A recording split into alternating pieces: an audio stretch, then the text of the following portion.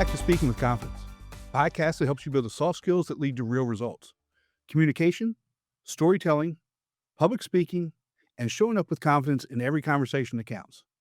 I'm Tim Newman, a recovering college professor turned communication coach, and I'm thrilled to guide you on a journey to become a powerful communicator. Make sure you hit the subscribe button so you never miss an episode. Today's guest is Cam Awesome.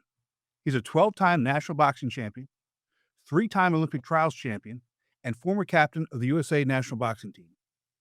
Beyond the ring, Cam has built a career as a motivational speaker, sharing his journey of resilience, positive mindset, and overcoming adversity with audiences around the country.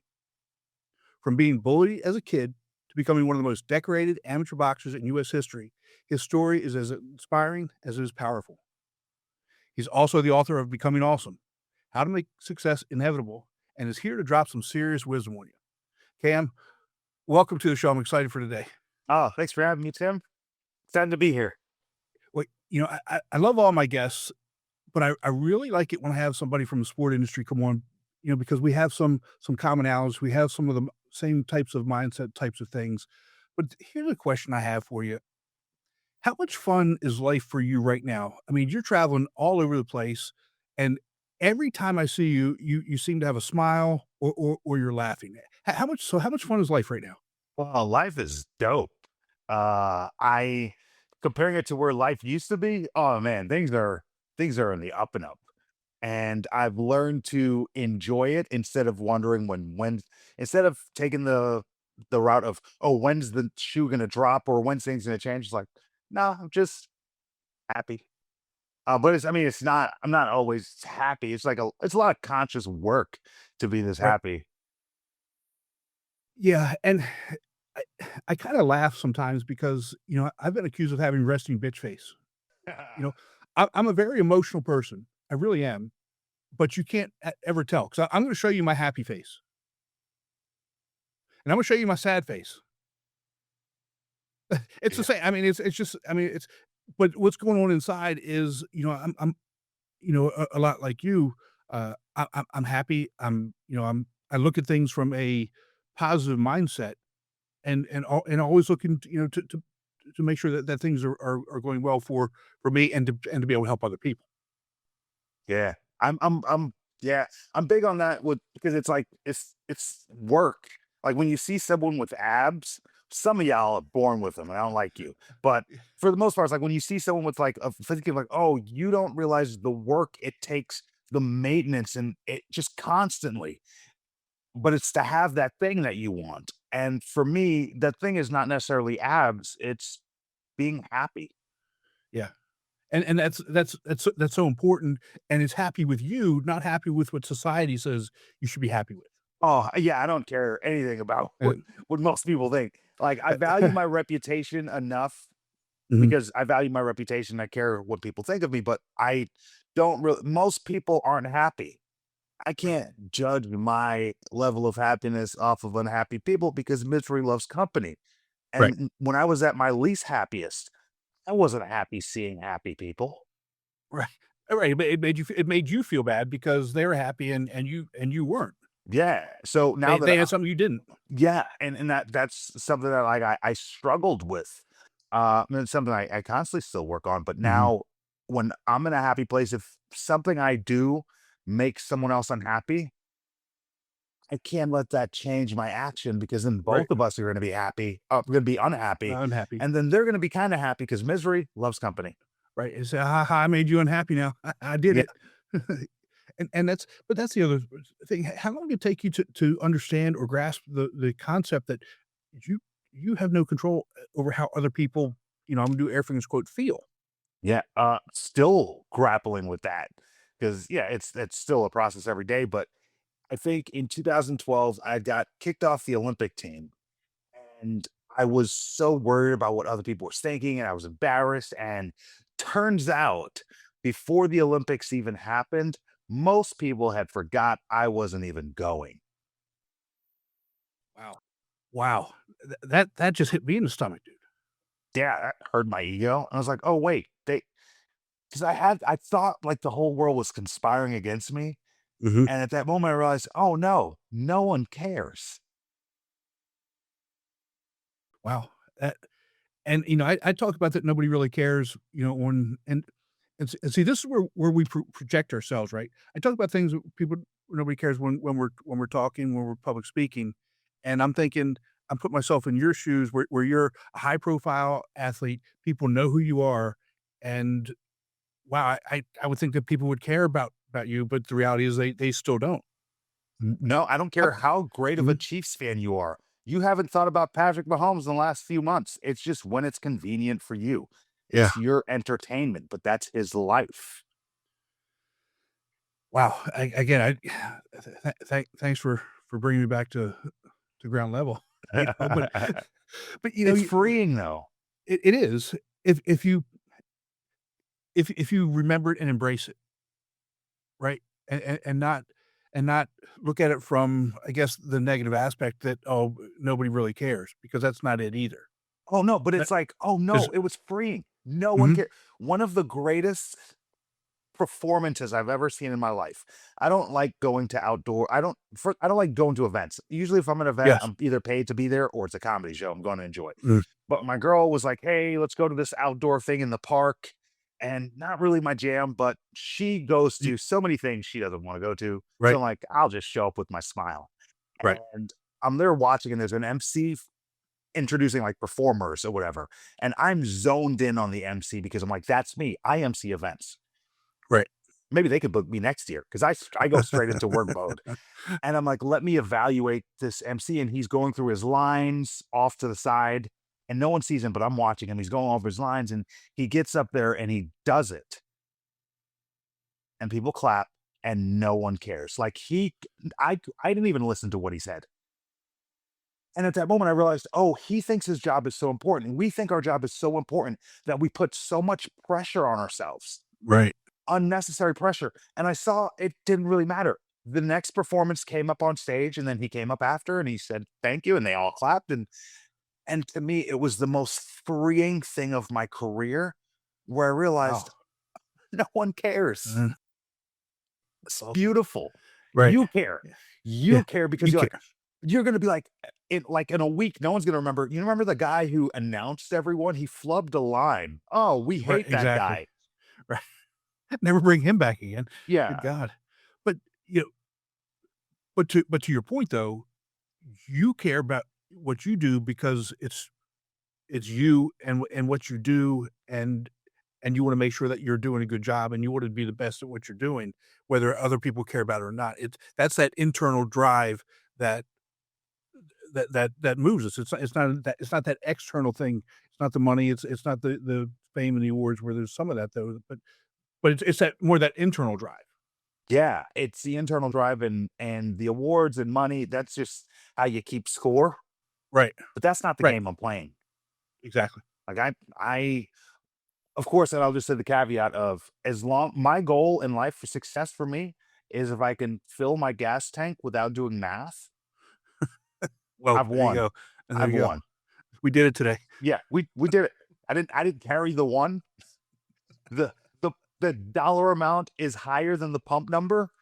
That's a win for me, baby. Let's do it. That's awesome. You started doing something a long time ago, and that's every morning when you wake up, you write down in your journal t 10 things that you're grateful for. Are you still doing that? Oh, yeah. I every day since July 26th, 2021. Do you mind sharing just a couple of them with us Yeah. that you did today? Yeah. So this morning, again, so these are I write the reason why I do this is I saw so I changed my last name to Awesome. And since that, people have been sending me pictures of their socks that say I am awesome. Okay. Part of the game, people tag me and I am awesome stuff. Mm, I love it. It brings joy to my life. But right. people have been specifically sending me pictures of their socks and underwear. I don't know why. And then one day I was at my buddy's house and he says, "Oh my God, the sock lady's in the basement." And I was like, that's the weirdest sentence I've ever heard. But Good his sock. wife's best friend owned a sock company. And Okay. it's called Notes to Self. She puts positive affirmations on socks because your brain is most receptive to information first thing in the morning. Okay. And her bestseller is I am awesome because it's like I'm courageous, I'm brave. It's all different ones, but I am awesome is everyone's favorite. So people have been sending Okay. me pictures of this lady's socks, and so happened I happened to meet her in my friend's house, How about that? and That's she explains to me the concept of the business and why she did it and the brain, how the brain works. And the light bulb went off. I was like, well, how do we usually start our day? Well, usually we hit snooze and we do math in 9 minute that's increments, right. and then we check our phones. The Yep. news, if it bleeds, it leads. Social media, the worst gets shown first. Yeah. So we just download a bunch of news and Negative. negative stuff first thing in our morning. So I decided, I was like, since I met her, I was like, all right, I am going to write a list of 10 things I'm grateful for every morning because it's your reticular activating system. Your brain takes in billions of bits of information. Your eyes can see everything, but it only shows you what it thinks it believes you're interested in. Fun fact: Right. if you ever look at a document, it's like a bunch of words, but you see the word sex, you Yeah. just find that word. It's like you because we're pre-decisioned. Okay. You just called me out here. I mean, what's up with that? Is that, but But yeah. Yeah. and it or the curse word, something like it's what your Right. brain searches. Mhm. So if your brain takes in billions of bits of information, it only gives you 35 bits. It shows you what you believe it's looking for. Mhm. What you seek is what you find. So let's say you go shopping for a yellow car all weekend. You don't buy a yellow car, but after that, you start seeing yellow cars everywhere. Right. That's your reticular activating system at work. The second you said, hey, I'm looking for a yellow car, it started to point it out. It's why whichever car you happen to drive seems to be one of the most popular cars on the road. Exactly. It's not. It's not. It's what your brain's looking for. So I started to write a list of 10 things I was grateful for every morning because if I start my day looking for a yellow car, I'll see yellow cars. If I start my day with murder, Yes. death, destruction, rape, and genocide for the news, that's what I'm going to find. But if I start my day with 10 things going right, I'll just continuously find more things going right in my life. Right. So I'll tell you this list, but they're not these great, huge things. Right. But they don't really have to be either. No, because they're all great. So the first thing on my list, I'm grateful to find Sniper Elite 4. It's a game on the Nintendo Switch. So my best friend and I, we've lived together since we're 16. People grow up and they get married and related. So he lives in Kansas City. I live in Austin now, but we're still best friends to this day and we talk all the Right. time. So we don't play video games like we used to back in the day, but we play video games now, but we only allow ourselves to play a game that neither of us play. And the only time we can play is with each other. Oh, okay. So one of us can't get better than the other, and it's always competitive because we just talk crap. Uh, That's what we like to that's do. what you So we right. picked NHL. So we'd play hockey because neither of Okay. us care for it, but it's just something to talk junk over. He bought a Nintendo Switch, so I had to buy a Switch, and we play this Sniper Elite game. And instead of it being competitive, because we're always talking down on each other, and it's like that's why your mother doesn't love you, and just terrible things we say, Right. this game we're on the same team and like we're encouraging each other and it's like oh yeah you got it and I was like oh like we've just been celebrating each other for a lot lately and so that was the first thing on my list like I'm grateful to find that game because it connected me with Matt Mays a little bit more uh yeah that was the first thing on my list. That's all that's an awesome way to look at it. And again, it's a change in mindset. Yeah. Even though the trash talk that we do as guys with each other, it's all good and it's all fun and games. There's still that hint of negativity, but to turn it around and turn it into a positive and kind of that male bonding that doesn't generally happen when you get to be older, right? Because as like you said, you as you grow up, you get married, you have kids, you move away, and there are other things that are pulling at your time and resources, both physical, mental, and financial. You have less time to bond with your friends. Yeah, man, life gets in the way, and then you have kids, and then they have their friends, and then you have your partner, and your partner has her friends, and then it's like your circle starts to change, Mhm. and then the free time you have changes, and then when you do have free time, instead of spending it with your friend, you're just like you're just trying to process life. Right, So you right. usually probably just drink or something. You drink with your friends. So Friends. that That's a there's good that. time. But I became sober, so that's not an option for As me a anymore because we can't moderate things. that's well, there's Know well, thyself. I can't moderate food. You know, you brought up food a little bit, and that's, you know, that's I I've worked hard on this body. You know, I don't have the abs, and I work Yeah. hard at it. You know, but Yo, that's that is one of the things that I don't even speak about this, but the reason why I did the vegan thing, I lost a bet and had to do it for mhm, 28 days. And I have such a negative relationship with food. It's unhealthy. right. There's Yeah, oh, no yeah. better W feelings, best feeling in the world. Eating till I hate myself and everyone around me, falling asleep, and then eating that same food in 3 hours when I wake up from my nap at room temperature. Oh, that feeling. well, let's get into that a little bit because, you know, when you were a kid, the bullying, you know, being a little overweight and being bullied and those types of things, those are the things that drive um, the relationship with food or whatever relationship it is with it could be with looks, it could be with clothes, it could be with material things. But, you know, for at least for me, it was with food and I don't want to put words in your mouth for you, It was but food. yeah, I mean, and ho how did you deal with that? And obviously it's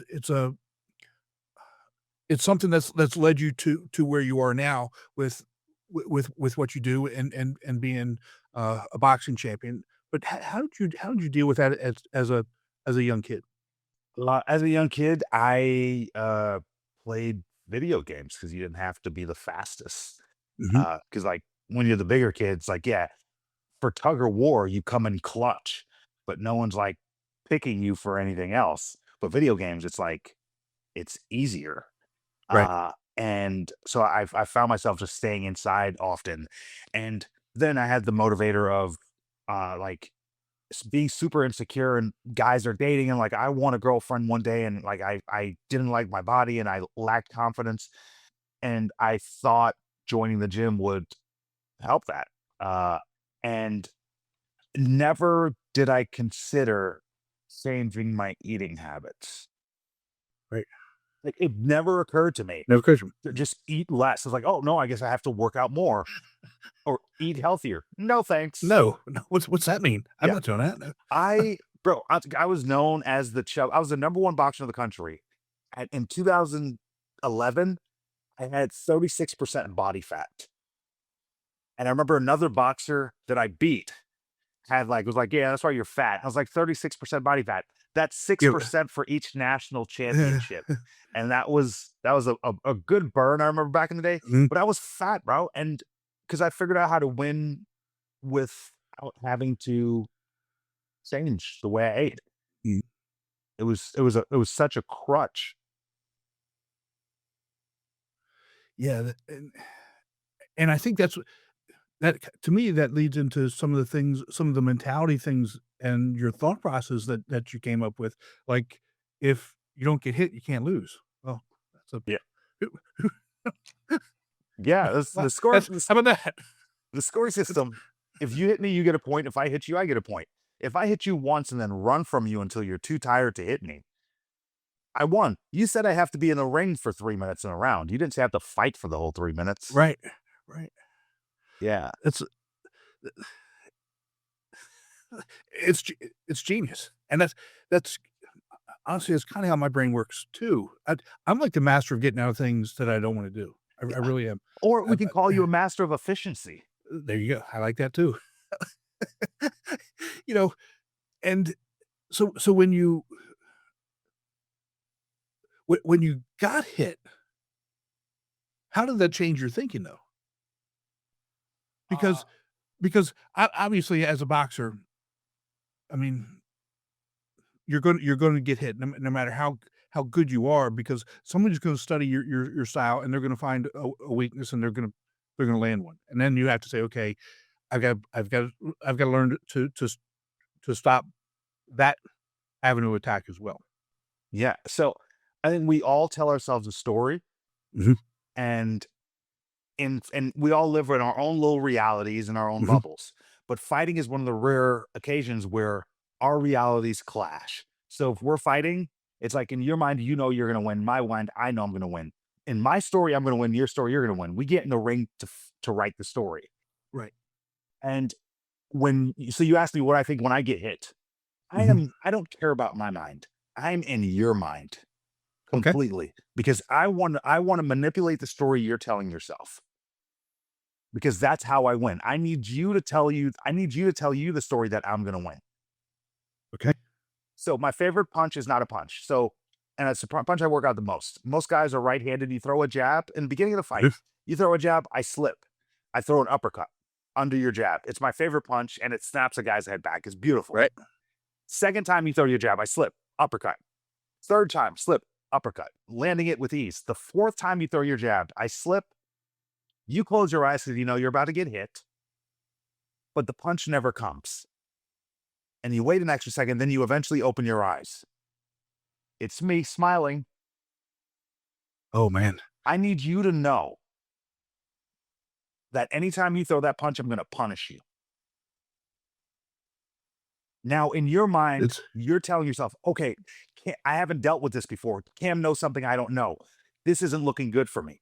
right.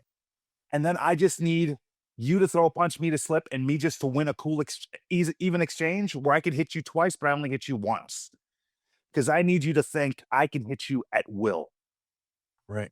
This isn't true at this point, but by the second round, you're already starting to tell You're already yourself these thinking it. stories. Right. At this point, second round, you're a one-handed fighter because you've subconsciously stopped using your jab. If I can do that with your other hand, now, if you ever seen a boxing match, you're like, the guy trained for months for the fight. He's not throwing any punches. Right. He's getting subconsciously trained not to. Every time he throws that punch, he gets punished. So you stop throwing the punch. Now you start telling yourself, Tim starts telling himself, oh man, Cam is in better shape than me. Cam's got me figured out. I can't even throw my jab. That's my favorite punch. I'm not sure what to do. You're flustered. And you look over at me and I'm smiling. The end of the first round happens. You sit down in frustration and exhaustion. And you look over at me. I don't sit down in between rounds. I'm looking at you and I'm looking down at you because I Right. need to know you to know, Tim, that you're less than me. In that moment, Right. in that ring, outside the ring, you might have a better life than me, but inside that ring, Tim, you're mine. And whether that's true or not, I need you to believe that. And by the Believe time you that. come out for the second round, you're not the same human being anymore. Right. Right. And then I guess it multiplies by the time you go to the third round, and then it's it's over at that point. It's over going to the second round, but the my guess is the mental defeat of that guy is going to the third round. It it's truly over. I can tell you when it happens. There's an involuntary exhale. It's like he's there and he's like, Here it comes. that's his soul leaving his body. Oh, that's awesome. I love it. That's awesome. Not an original quote. That's Mhm. Jeremiah Graziano. I'll never steal that from him. But Mhm. that feeling of that his soul leaving his body, that's when I take your manhood from you. Mhm. That to me, ooh, that's the greatest feeling. So how do you transfer that into outside of the ring, that mentality, outside of the ring into what you're doing now? Because, I mean, what you're doing now, the great work that you're doing, you're traveling all over the place, you're talking to people all over the place. What I really like those when you go and you talk to schools and you're talking to kids. So how do you take that mentality and transfer it to kids and get them to understand the to change to change their outlook, to change how they that mental mindset? I explain to them my story, and I try to. So I do stand up comedy. I try to make Mhm. I tell stories, and all the stories have jokes, morals, and messages attached to it. Right. Because my idea, if kids are if they're laughing, they're listening. If they're listening, they're learning. If they're learning, I did my job.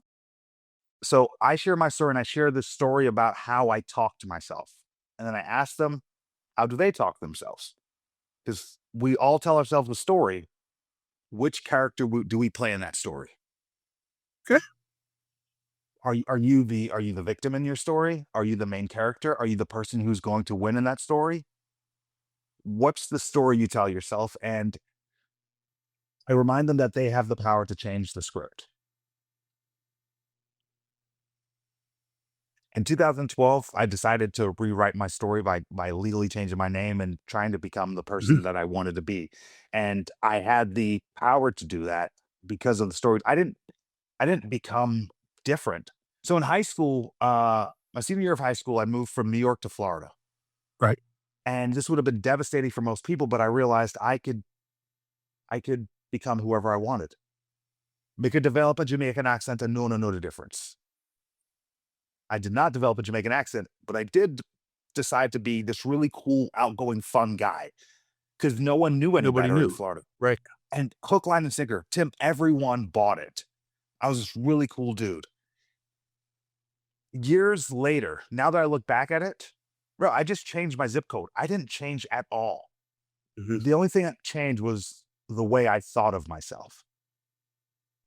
I was the same person. The only thing that changed was Right. my zip code and the Right. expectations that other people had on me. So often we fill the role of what we expect other people to think of us. They don't really matter. Think about that. And I say it to my audience, you know, what other people think about us doesn't really matter, and what we it's what we are telling ourselves that they think about us.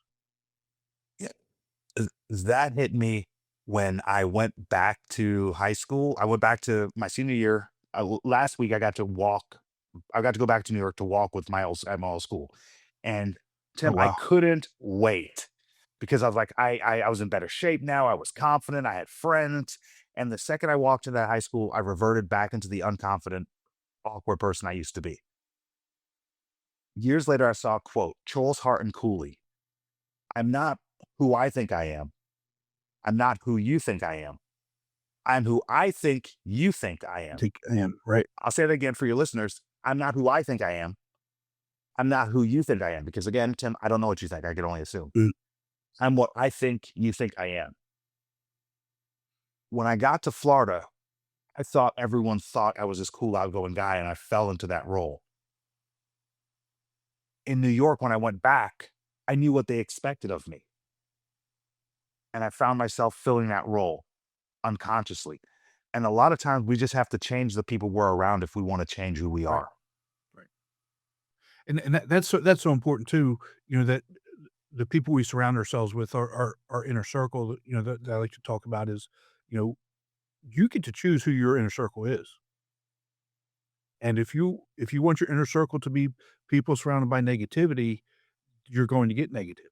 If you want to surround it with people that are positive, you're going to get positivity. But you also need to surround yourself with people that are going to be real with you, and they're going to give you the truth. I mean, you can surround yourself with people that are positive all the time. That's not very helpful. I mean, it's you get positive messages all the time, but they're not giving you the what's really happening. Tim, you're screwing up over here, dude. You need to fix this. Or, you know what, you did a great job over here, but you know, call your mother. You need to, so Matt, the guy I play cyberly with, he's that friend. Yo, Matt will fight everyone for me. He'll defend me to the death. And as soon as we're in private, he'll put me aside like, yo, get your life together. Like Right. he, and there's only a few people in my life who can really pull me aside and I'll really reconsider the way I'm living. And I'm grateful to have a friend like that. Uh, and you have to keep those people around to check you. Yes. Protect your neck, but you still got to make sure someone's around to check yourself before you wreck Exactly. yourself. There's a video, and I can't every time I go to reference it, I forget the guy's name, but I guess he's a jujitsu instructor, and he's sitting down and he's talking to his students, and he talks about you got as a guy, you gotta have 5 friends.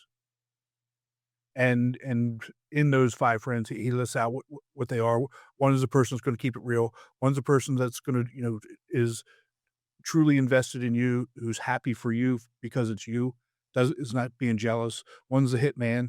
It doesn't matter what's going on, something's going down, they're gonna Marauder. roll out, and so, but I think that's so important in your inner circle. You do have to have those people, and that's something where we talk about we don't really care about what other people think. I'm not talking about that from your inner circle people. because Yeah. those are the people that we choose.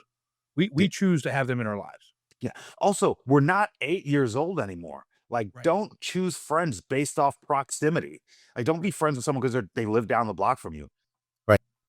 Hop in your car, go drive around, be around different quality people, leave your area Mhm. if you Yeah. can, if you're trying to change who you are. So for me, I have a top 5 that I like to think of, and this is more for a professional, for goal setting. So whatever your goal is, you should have a top 5 people around that goal. Okay. So whether it's boxing or speaking, I'd use them both. So for boxing, here's how the format of it. Boxing, the number one person out of your top 5 to hang out with, that's the person, your idol, someone you look up to. This person, you don't ever have to meet them. They don't even have to be alive. Call it Muhammad Ali. That's the pinnacle. That's the number one. The number 2 person is a boxer who is better than me physically, like who can beat me, who's like more experienced and skilled than I Mhm. am. That's my number 2. My goal is to get as good as them. Like that's who I'm chasing. Right. My number 3 person, that's the person who is just as good as me, my competitor. I will never let that person get better than me.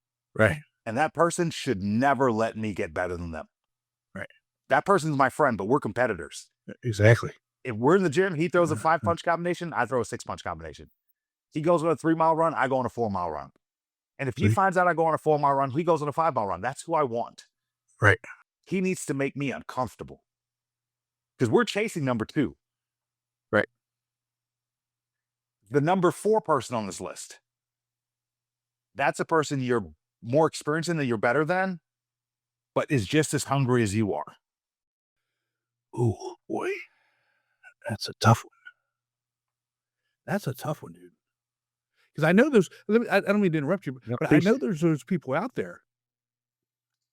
But when I look at and I'm trying to internalize this as you're talking about it, 'cause I'm not the smartest, I'm not the not the fastest, I'm not the strongest, I'm not ever but I've always been the person that nobody's ever gonna outwork. So to find somebody on that level, man, And the thing is, that's it's going to be in its raw form. yeah, And that person is the person you mentor. yeah, okay, You see a part of you in them, that hunger, that drive. And even if they have like they're going in the wrong direction, they haven't figured it out. But the thing uh, inside them that makes them like you can't teach that. right, You can right, you guide can, it. And your goal is to guide that person to be better than you. Like give them all the tools, all the skills, all the resources. right, And their goal is to be better than you. Again, that number 2 that you have, you're you're their theirs, number 2. you're their number 2. And you have to be okay with that too. Oh, You have to be okay. That's that to me, that's a ego aside, personal growth, helping people, um, because I think that's our calling in life anyways, is to help people to put that ego aside. It's okay if somebody becomes better than you. oh yeah, yeah. So in But my number 3 person was a mhm, boxer named Tony Mack because he was a business owner. I was a business okay. owner, and I left. It wasn't so much in the boxing comparison, but in the business world comparison. Like Mhm, he was in my number 3. I was like, all right, me and Tony are neck to neck. He's grown his business. He's doing this. I'm doing that. And then at some point, Tony leveled up. He surpassed me. I'm not supposed to let that uh, happen. right, Tony's now my number 2. Like the thing is, I got no problem with it because now I know right, someone who's doing like everything he's doing, I could do one day. So right. now Tony and I relationship change. Well, we're still a personal relationship, but I call him, I ask him for advice, I ask him for insight, and I'm trying to get as good as he is. That's awesome. Yeah. That's Oh, and number 5. number 5, most important person. It's you. None of those 4 people will want to spend any time with you if you don't want to spend time with yourself. Wow. That's something to think about right there. Seriously. And I don't know that the majority of people even think well, I know that they don't. I know they don't think about who they are, who they wanna be as individuals, and who they wanna be for other people. I mean, I just know that. So that's something that people really need to take some time to consider. Yeah. Don't see anyone as Mhm. competition, see him as inspiration. Right. Like, I just need to know something's possible. Like that Tony Mac guy, I aspire to be like, because I see what he's done, and I could be like, oh, this, that, he's lucky. Like, no, he's not lucky. He worked really hard to get Really it. hard. And what I found in life is successful people are willing to share all of their secrets Yeah. for the cost of a cup of coffee. How about that? You sit a Tony Mac down and like, hey, can we meet some coffee? I have some questions. They'll tell you everything you need to know in life. And Mhm. you can throw 99% of it away and keep the 1% that works for you. But that 1% will be powerful. Yeah. And you've gotta be willing to do that. You have to be willing to cultivate that relationship and work on it, and then be able to put your ego aside and listen and put that into practice. Oh yeah. And what allowed this system to flourish was the objective measurement of boxing. You got punched in Okay. the face. Face, right. It was pretty like, hey, is this guy better than me? Yeah, you figured it Uh, out. And then when someone does get better than you realize it's for a reason. right. They learned something, they did something, they're working on something. What are they doing and how can I implement that into what I'm doing? Mhm. It's like they didn't invent anything, they just figured something out. I can figure it Fi out too. Yeah. And that comes back to, at least from my perspective, um, research and preparation. Oh, yeah. The most people aren't gonna like no one's outworking you. That's Right. what I brought to the table. I'm not the Right. smartest, I'm not the Uh, fastest, I'm not the strongest, but I will dedicate my entire existence to be better than you at something. right. And while you're sleeping with your family, I'm working. You I'm took working. Christmas vacation off to spend time with your family. I'm in a gym, bro. I'm giving you that work on January 2nd. Is Right. like if you took 2 weeks off for Christmas break every year in 10 years, I'm ahead of you. Right. Absolutely. Yeah. But I'm learning how to So channel that in less of a competitive mode now that I'm in the industry of helping people, not hurting them. well, but I think so bring it back to it's still competitive, though. I think that there's still that competition, whether it's with yourself, because I think people discount that personal competitive side, but it's also competitive in terms of reaching the goals that you wanna reach. Whether, I spoke with somebody the other day, um, doing a TED Talk, and he wants to have the number 1 most watched TED Talk of all time. He's at number 2. And so there are those other competitive things that life is competition. I mean, it doesn't really matter where we are. Um, so I'm not the I'm not the person that thinks competition is bad or it's toxic. I do think that there are times that it gets, out of control, but I got to have that in my life. I Yeah, do. I love that competitiveness. Mhm. I'm learning to channel it to be more collaborative. Right. But that competitiveness, if if 5 comics go up in my head, I'm like, okay, I'm doing everything in my power to be the best comic. Right. Now, I don't hope any of the comics do bad. Fail. Right. I No, hope they all that's the do. difference. I hope they all do their best. Mhm. I'm gonna work on making my best better than their best. Right. And sometimes I do a show if there's four comics. Sometimes I was the worst out of the four. And I'm like, okay, I'm gonna go back into the gym. I'm gonna work on these jokes. I'm gonna hit open mics. I'm gonna fix this. And next time I get on stage with these guys, they're gonna see I'm not here to mess around. Right. And really, it's nothing against them at all. It's just how I make myself better. Right.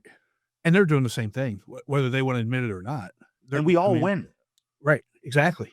Yo, That's also, if anyone on my team scores, we all we're get good. points. Exactly. I'm all about collaborating and celebrating other people's wins.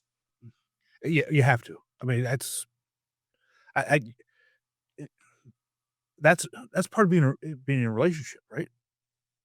And with whoever it is, whether it's a personal relationship, a business relationship, uh, whatever it is. Situationship. Yeah, whatever, right? The better you are, the better you're making a relationship. The more things that you're doing well, the better everything is. How can I? What is it that I can do to help you get better at whatever it is that you want to do. What is it Yeah. that you can do to help me? And that's how things grow, and that's how to me everything is about relationships. Is That's how relationships grow, right? Yeah. And relationships based off energy and Yeah, yeah. And energy can read things, man. I elder I get, I'm like, oh, things that's real. The energy you put out, and energy is contagious. yes, it is. If you Yes, put out good energy, you're gonna find good energy. mhm. And if you're not finding the thing you're wanting in life, maybe take a second and evaluate if you're putting out the type of energy for the response you want. That's a really key point, because a lot of times, I think we're the ones that are putting up the the wrong type of energy, and we blame it on other people when Oh yeah, Tim. we have to look at ourselves. Yes, Tim, we got to look at ourselves. We all have a negative person in our life, Mhm. right? Think of that negative person, Tim. Does that person think they're negative? No, absolutely not. How do you know that's not you? So I'm not negative. Well, but the thing is, we The all think that. So it's right, something we all need to work on. right. And there's no, I think that's what enlightenment is. I think enlightenment is you just reach the top, but we Abs can all have room for improvement to be more of a positive Absolutely. person. Uh, but yeah, it's just and it's you'll never reach the top. It's just Right, potential. and it's a continuum based on the day and the time of day and everything that's going on. Kinda like the conversation we had just before we started recording about being awesome and being phenomenal, right? I mean, sometimes I'm awesome and phenomenal because there's bad stuff going on, and I just want to be positive about it and get through it. Sometimes I'm truly being awesome and phenomenal because things are going really, really well. Yeah, and but And sometimes you're not. Sometimes life is shit, bro. right. Sometimes things Look are it over. hard, and it's like things. It just seems like it's not working out. It's just like a domino effect, Exactly. and then the But wrong guy cuts me off. well, it's funny you say that. I drove the motorcycle into work today, and where I live, it's not very much traffic. There was traffic today, and I got cut off, and I immediately got upset. If I was in the car, I would have been fine. Wouldn't have cared, no big deal. But I was on the motorcycle, and I got upset. Nothing happened, but I'm thinking, You're being an idiot, and it coulda hurt me bad because you were an idiot, but this guy's I mean, he number 1, he didn't do it on purpose, he wasn't paying attention. I was paying attention so I could avoid the situation. So why am I getting upset? Just let it go and move on. I mean, there's certain things that trigger us when we sit back and think about it. Y- Why are we gonna let something like that bother us? Well, the thing is not so much that, it's the level of your stress when it happened. You Yeah, oh, said yeah. if you were in a car, you wouldn't have been worried because 'cause you'd have your seatbelt on, you'd be Mhm. safe. But your level of stress is heightened on a motorcycle. Right. And in life, let's say you're dealing with a lot of like financial stuff, kid Mhm. stuff, bills, and then you run into an issue with a coworker and you lose it on them. It's because your level of stress is so much higher. And Yeah. it's really not even the interaction or that person. But the problem lies when you explode on that person Right. and then don't go back and apologize after. Apologize. Yes. We're going to Yes. mess up. But if you don't apologize, then that resentment is held. And it really was never that person's fault. They didn't do anything. Right. It was you that It rode was your me. motorcycle to work and you were stressed out and you exploded on them. And now you have an altered relationship with your neighbor because you lost your mind once. Exactly. And again, comes back to the ego and taking ownership and responsibility for how you feel and your actions and reactions of what's going on. You know? Yeah. I have to check myself on that one. And I speak on it, but I'm like, oh, like often have to like check myself on my reactions to things. But that's because we're human. I mean, we're never going to be perfect. We're never going to be do things the right way every time. But again, taking that step back and uh, being open Yeah. and willing to being sorry, to taking responsibility, to owning whatever it is. and acknowledging that. Yeah. Because And because we can acknowledge it to ourselves, but that's not really acknowledging it, right? no, and I think if you don't admit it to the person, if you admit it to yourself, but once you admit it to the person, it releases that weight from your soul, Yes. as weird Mhm. as that sounds. It does. I felt like I was hitting some ceilings in life and I couldn't kind of break through. And it was during the pandemic and I was really frustrated. And I was just like, let me try something out. I made a list of all the people I've ever had any quarrels with or any beef, any smoke. And I reached out to those people. Even, and it was, if it was a text, I texted them, hey, can we talk? And I apologized to a lot of people for things that I didn't even think I should be apologizing for. And I just let a bunch of things go. And a few of them were taken aback, like they didn't understand why I was apologizing. And I was like, "Hey, I'm not suicidal or anything. I'm not. These aren't my last goodbyes. I'm just letting things go." And I wanted to apologize, and I did that with maybe a handful of people, and I let go of all How issues about I that? had with the weight. I didn't even know I was carrying. It took a lot of pride to do it, by the way. Mhm. But the weight that let go of me, man, it allowed me to take off. That that's amazing. Did you talk to anybody who had no idea that what it was that you were holding on to? I mean, I obviously, there were some people that said, "Okay, yeah, I remember that, but it's no big deal." But how about, dude, I don't even remember that. About most of them bad. Most of them. One of them, I didn't talk to this girl for about 6 or 7 years.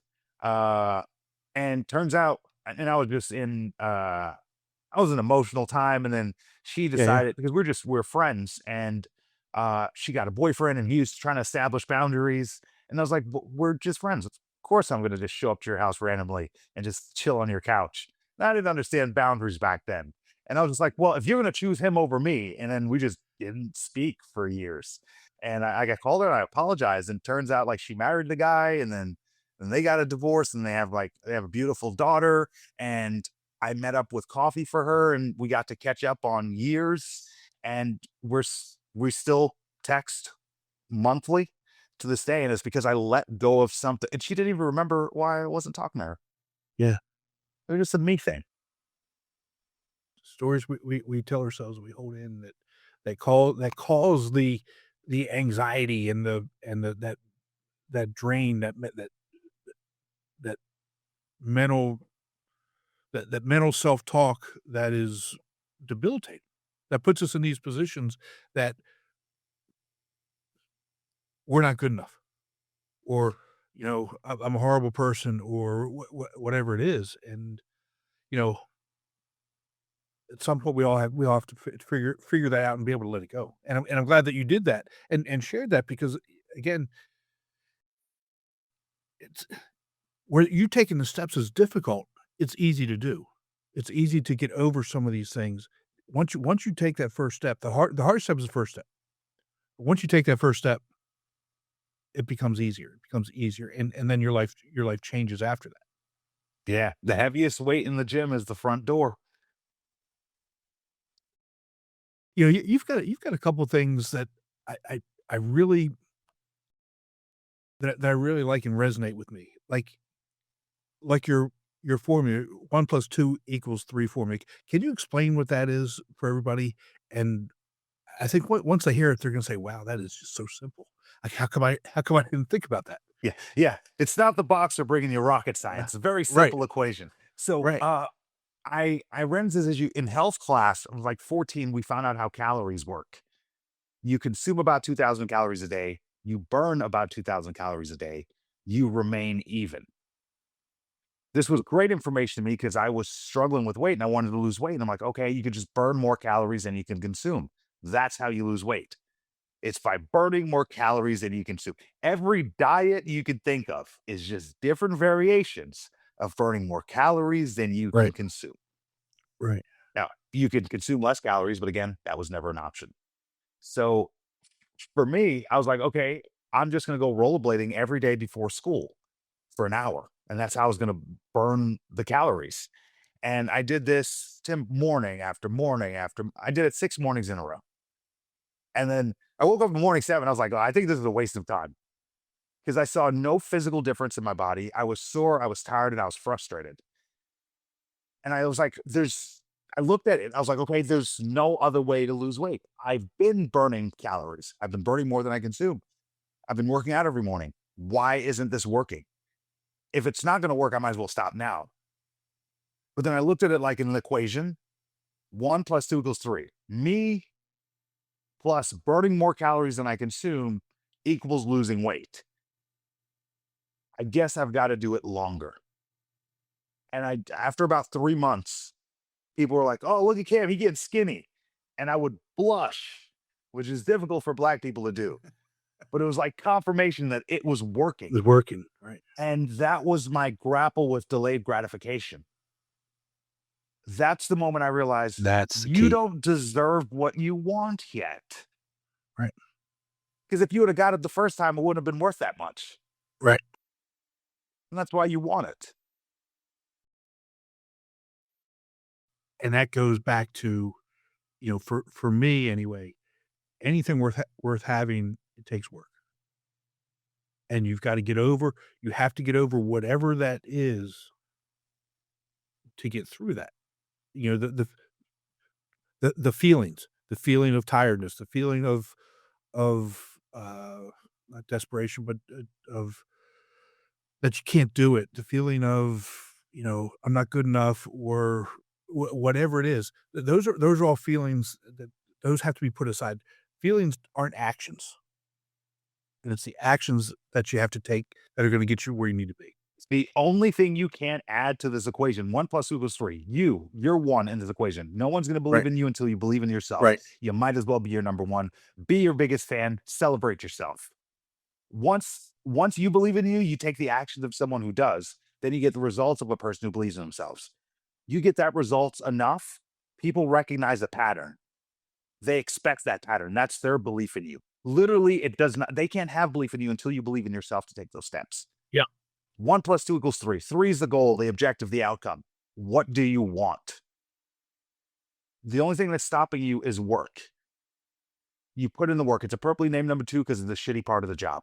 It's the Right. waking up when you're sore. It's to keep going when you're tired. It's not seeing progress, but going out of faith alone. That's what gets you there. But you can't add any emotions to this equation. Tim, I don't care if you're happy. I don't care if you're sad, if you're hungry. Get the work done. Done. And if you're able to get the work done, you'll get the results. That's it. Understand that. If you get the work done, you'll get the results. If you don't do the work you're gonna get you're still gonna get a result. It's just gonna be a different result and not the one that you're wo working to g working It's to the get. one you deserved. Exactly. You're, There you go. what I often find in life is we are as successful as we expect to be. Yeah. If you You know think, oh, I'm the type of person who makes X amount a year, and you can't see yourself as someone who makes more, you're not going to accidentally make more. Right. We have that negative person in our life, right? We also Yes. we all know an entitled person in life who just acts like they walk on water and they think they deserve the best of everything. And the thing, Tim, they usually get it. That's the annoying part. How dare they think they're worth that? And I don't think I'm worth that. Instead of being mad at them, Be mad at yourself. or start to Or be do something about entitled. it. Or do Start to something. Yeah. Mhm. treat yourself like you deserve those things Right. because you do. That's You it. deserve those things, Tim. That's the key, right? That's that mindset shift, and to me, that's what a lot of this is that we talk about. It's changing the mindset, change how we approach things, how we look at things, and that in of itself isn't going to be the difference, but that's the start of it. You still have to do the work. Yeah. You got to do the work. And another thing is also hope. Find hope. Uh, That's so my speech that I do, the whole idea of the speech is if you can fail without being discouraged, success becomes inevitable. yes, We don't quit when we fail. Failing's a part of the game. That's how we learn. Failure is an right. opportunity to gain experience. Part of the right. We quit when we get discouraged. when we fall short, when things don't work out our way. And sometimes we get discouraged before we even start, so we don't. My purpose is I want to just give people hope, whatever that hope they need to allow them to try one more time. Because if you try again, you're going to be better the second time. Like if you Yes. failed the seventh grade and you had to take seventh grade over again, it would be easier the second time. That's with everything in life. Just because we're older, we don't want to do the same thing twice. That's how you get Ex there. exactly, exactly. You know, and I'm glad you said what you said about, uh, if you can fail without being discouraged, success becomes inevitable. You've also said at times that the best things that have happened to you have come after terrible things. To date, what's your greatest success? Ooh, my greatest success is I get to keep the F in my name. I'll explain what Okay. that means. Please. In 2012, I legally changed my name to KMF also. On my birth certificate, it's just the letter F. And I did that because one, I thought it would be funny, and I'm a child, and I want to keep that childlike part You of have my to. life. That Right. that's a 13-year-old changed his middle name to letter F. That's what happened. And it's because I wanted to keep that inner child and give myself joy and hope and optimism and that playful attachment in life. And I'm in a situation where I'm a speaker. I could book a lot more gigs and have a lot more success if I just took the F out of my name. No, can't do I it. won't do it. Can't do it. And You can't do it. the fact that I can authentically leave that F there, although it taints my success, I get to be me. And to me, that's the greatest success. And dude, I love that. Yeah, I can't tell you how much I love that. It's I'm 57 years old. I still think I'm a 12-year-old kid. I really do. And it comes up on the regular, a couple days ago, my wife said something and my mind started going in places that it goes with your wife. And she said, "How old are you?" I said, "You know exactly how old I am. I'm 12." You know? And but that's who we are, right? And if that's who you are, that's the best thing in the world. And I don't really care if it's I can't work over here because this is who I am. That's fine. It's not a good fit. It's great for you, it's great for me, and that's why I love it so much for you that you're being who you are. You're being authentic, and people are either going to love you and embrace you for that, or they're not, and either way, that's great. It's perfect. Yeah. There's really an in between. Right, right. Yeah. And but I do enjoy that. And I will say sometimes it's like, oh, if I were just to conform and be different. But what I realized is what happened in life was we got access to the internet, which means we got to Yeah, see how all of us were living. yeah. And some of us took the safer route with a corporate job, so we had to wear the suit and carry ourselves in a certain way, and we do it for the paycheck, and it's part of the job, no big deal. But then we have to carry ourselves in a certain way on social media because now it's connected to our job. But then we started to see other people post about the way they live, and they're not following the rules I have to follow. I don't technically want to follow these rules. They're not my own personal authentic rules, but it's how I get a job. Right. So I'm going to complain about those people online. How dare they live their authentic self when I have? And the thing is, a lot of us are forced in a position where we can't be our authentic selves because of the paycheck we've attached ourselves to. Right. And no shade at all, because we have to make a living somehow. But you Right. have a window of time after your workday to work on what you want to do and chase your passion and find that thing that gives you hope. Right. Absolutely, and I think that I'm just gonna put it into a different into a perspective. I was a college professor, and, um, I was always the person that was doing the things that everybody wanted to do, but would never actually do. Sometimes it worked out great for me, sometimes it didn't work out so well for me, but I always knew that going into it. it's and it comes that also comes down to, like I said before, being who you are and being okay with who you are and not worrying about what everybody else is doing, right? And now on the other side, doing this, not having the regular job. I'm still I'm still doing what I would do, but I find myself questioning it a little bit more because it now it truly my paycheck and what I get paid truly revolves around the things that I say or do. Oh, yeah. A- And more often than not, and whether it's I don't know if it's helped or hurt, nobody's really said anything to me yet. Um, I'm still doing the things that I would normally do, even though I'm thinking about it a little bit more.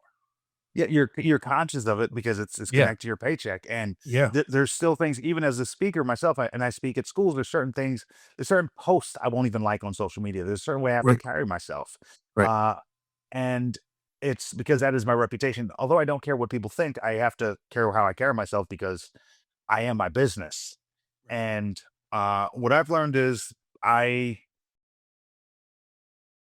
not a yeah, I'm not a religious person, but I was having a conversation with a religious person and they mentioned they referred to life as the marketplace.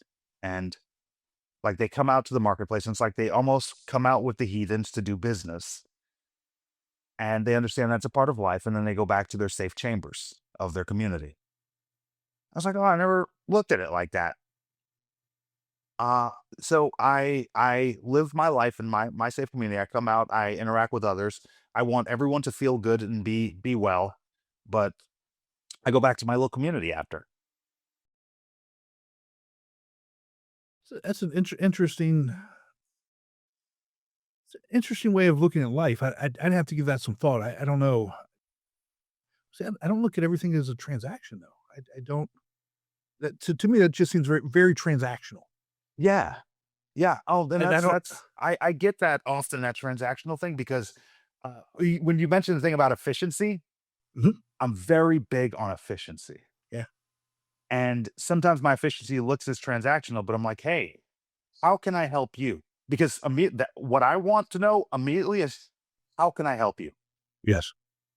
And tell me that immediately because then I know then I can see where my role is in this relationship Right. because I just want everyone to get better. Yes. I don't think there's Yes. anything wrong with you the way you are, but if I can make your life improve in any way, that brings me joy. It's my selfish thing. Yes. And that I agree with you. Let's just put it like that. The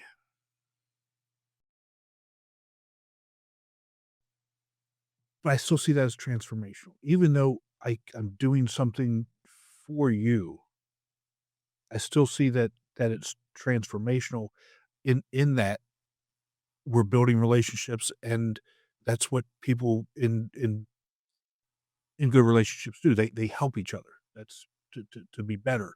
It's not if you do this, I'll do that. If you do this, I'll be your friend. If you do this, okay, yeah, I may give you money. That's transactional. But Yeah. when you're talking about helping somebody in their life, in their business, um, in their thought process, and whatever it is, that to me is more from the transformational side, not the if I do this, then you're going to do this Oh, yeah. type of thing. You know what I mean? Yeah. I often um so my community, I'm not Mhm. transactional about. But when I go Right. out into the market, That's I can't just give everything away. exactly. But what I want to do is I want to give more value than I'm charging. That Mhm. way you subscribe again. Yes. Yes. That's it. You're exactly right. Yeah. And these are just and these are thoughts like I'm thinking out loud as we go. But yeah. Well, you know, at one point, and I laugh saying this. I was thinking about how I want to put this. At one point, you lived in a van down by the river. Um, so, um, and not a lot of people are going to get that reference. I So, didn't get it when I first heard it. I had to Google it. did you really? Oh my Yeah, someone was like, "You should live in a van down by the river," and that's how I ended up living in a van. I was like, yeah. "Oh, people can live in vans? I'd never Yeah. considered it before." So I don't live in a van, but I'm a full-time RVer, so I live in a Oh, that's bus. dope, man. I live in a bus, but I do know people that, have traveled the country in a vans. I could never do that. It's just too small. I mean, I need, you know, You have a I wife. They come with shoes. they do exactly, exactly. Yeah, So, my girlfriend's like, "You don't have pillowcases in here." Yeah, so when she met me, I was living in the van.